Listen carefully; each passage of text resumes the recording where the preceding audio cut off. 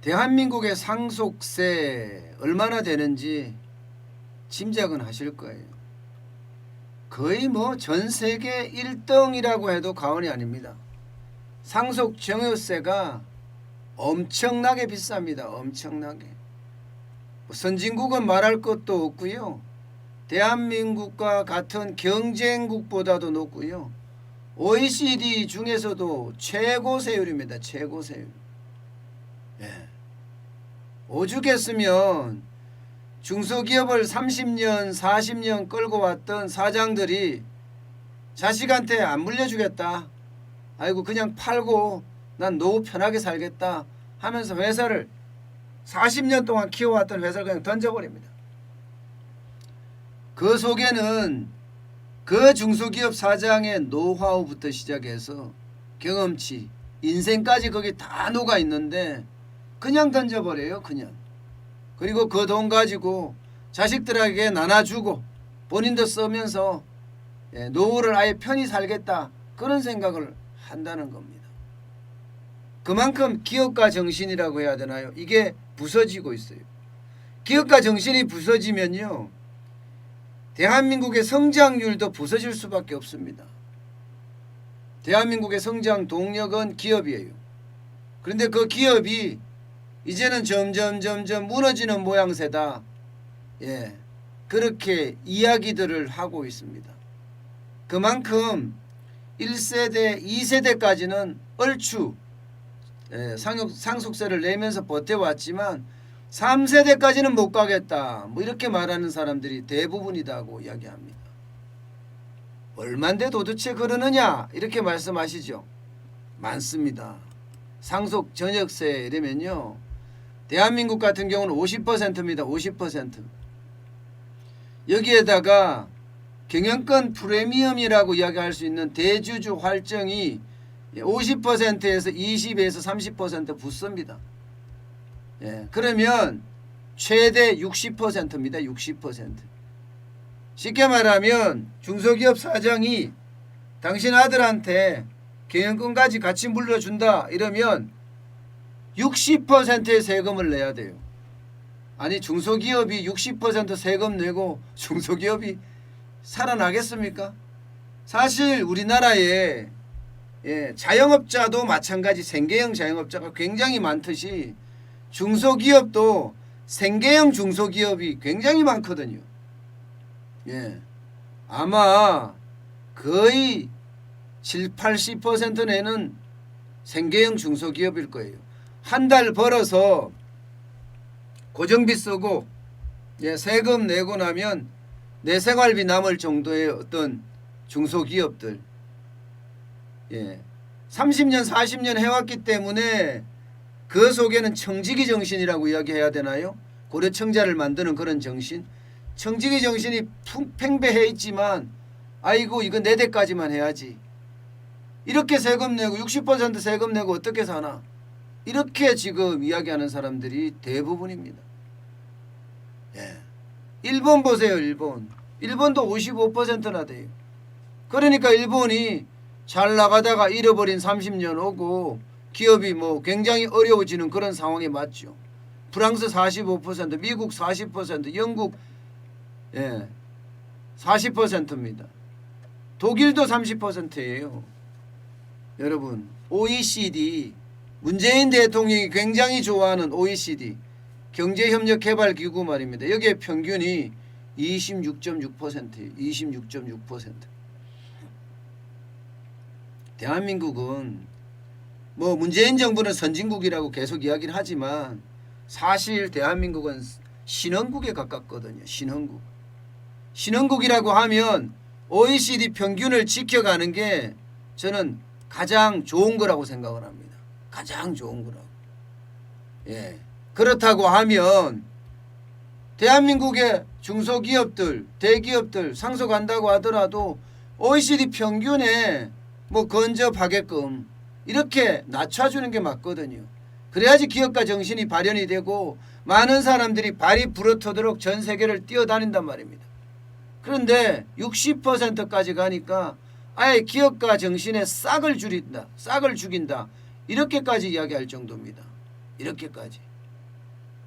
그렇다 그러면 이 부분에 대해서는 뭔가 정부가 좀 생각해 볼 필요도 있습니다. 그런데 전혀 생각을 안 하려고 해요. 왜? 기업은 적폐 세력이니까 세금 내라 이거죠. 세금 내라. 세금 내라. 실제로 보면요, GDP 대비 상속세 부담도 대한민국은 세계적인 수준이에요. 세계적인 수준. GDP 대비 상속세 부담 보면요, OECD 평균이 0.1입니다. 대한민국 0.4예요. 0.4. 뭐 프랑스는 0.6이고 일본이 0.4라고 하지만 대한민국은 일본하고 프랑스하고 견주어서 아직까지 경제가 그만큼 따라가지 못합니다. 그러면 OECD 평균에 맞춰야 되는 게 맞다고 저는 항상 생각하거든요. 부의 대물림이다 이런 이야기를 할 수도 있겠죠. 그러나 거기에는 다양한 장치를 만들면 됩니다. 다양한 장치를. 뭐 경영을 중소기업 같은 경우는 상속 증여세를 낮춰주는 대신에 몇 년 동안 그 경영을 해야 된다든가 하는 어떤 인센티브라고 해야 되나요? 아니면 잘난 거라고 해야 되나요? 뭐 물려줬으니까 그만큼 열심히 해라 하는 어떤 부담을 주면 충분히 저는 된다고 생각을 하거든요. 무작정 기업을 적폐 세력으로 이렇게 세금을 때리면 중소기업은요 자생하기가 2차 3차 이렇게 뭐 100년 중소기업 이렇게 나오기가 거의 불가능한 거 아니겠어요? 거의 불가능한 거. 대한민국이 상황이 그래요. 그 정도로 상황이 굉장히 나쁩니다. 대기업들이요? 대기업들은 난리도 아니죠. 얼마 전에 그 정용진 부사장, 정용진 부회장이죠. 신세계. 그 다음에 정유경 사장이죠. 이명희죠. 이명희. 어머니가 지분을 자식들한테 상속을 했습니다. 8.2%씩 줬어요. 정용진 부회장한테도 8.2%, 정유경 사장한테도 8.2%. 그러니까 상속세가 얼마인지 아세요? 상속세가. 참 엄청난 상속세입니다. 지금 보시는 것처럼 정유경, 정용진 맨 끝에 있는 게 이게 그 내용인데요. 아마 상속 증여세가 거의 4,900억 원, 여기에다가 또 세금 3천억 원. 분할 납부하겠죠. 당연히 분할 납부하겠지만 이게 물려주면 물려주는 만큼 세금이 60%잖아. 이거 대주주 할증까지 붙었거든요. 대주주 할증까지. 대주주 할증까지 붙었으니까 60%를 내는 거예요. 8.2%를 줬으면 그때 주가가 얼마인지에 따라 좀 다르긴 하겠지만 적어도 3천억 원 넘을 거다 이렇게 예상을 하고 있습니다. 3천억 원. 롯데도 마찬가지입니다. 롯데도. 그 옆에 있는 롯데도 보면 신동빈 외 자녀 4명에게 신격호 회장이 상속을 했잖아요. 그러니까 상속 전역세면 5,100억 원이에요. 5,100억 원. LG 구강모 회장도 마찬가지입니다. LG 구강모 회장도 1조 3천억 원을 지금 분할 납부로 내고 있는 상태죠. 분할 납부로. 이렇게 대한민국 같은 경우는요. 세금으로 그야말로 폭탄 세금. 저는 항상 폭탄 세금이라고 이야기를 하는데 폭탄 세금으로 이렇게 하는 것보다가 노블리스 오블리제도 있고요. 뭔가 기업가 정신을 계속 살려가면서 대비할 필요가 있거든요. 그러면 아마도 기업도 성장의 어떤 중심을 잡아가지 않을까 저는 그런 생각을 하거든요. 상속세가 이렇게 많이 내서는요. 거의 60% 이렇게 내서는 도저히 기업들이 버티지 못할 가능성도 굉장히 큽니다. 저는 그런 게 참 안타깝습니다. 아마 문재인 정부 때는 이게 될까 싶어요. 뭐 문재인 정부 자체가 기본적으로는 기업을 적폐 세력이라고 보고 있기 때문에 세금은 당연히 더 때릴 거고 그에 대한 규제도 뭐 경제 민주화라는 미명하에 엄청나게 지금 때리고 있어요. 엄청나게. 이게 장난이 아니라고 이야기할 만큼 많이 때리고 있거든요. 결국은 그렇게 많이 때리는 것이 기업가 정신을 둔화시키고 기업의 어떤 활력을 더 떨어뜨리는 것 아니냐. 저는 이렇게 봅니다. 예. 뭔가 경영자가 있으면 근로자가 있는 거 이거는 당연합니다.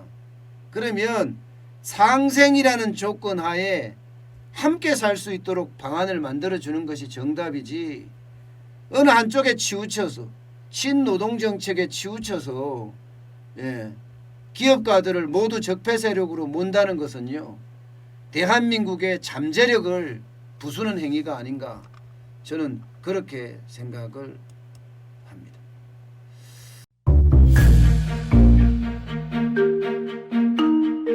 세종대왕과 샤넬 넘버 5 벤츠 자동차의 최고급 기종인 마이바흐의 공통점을 아시나요?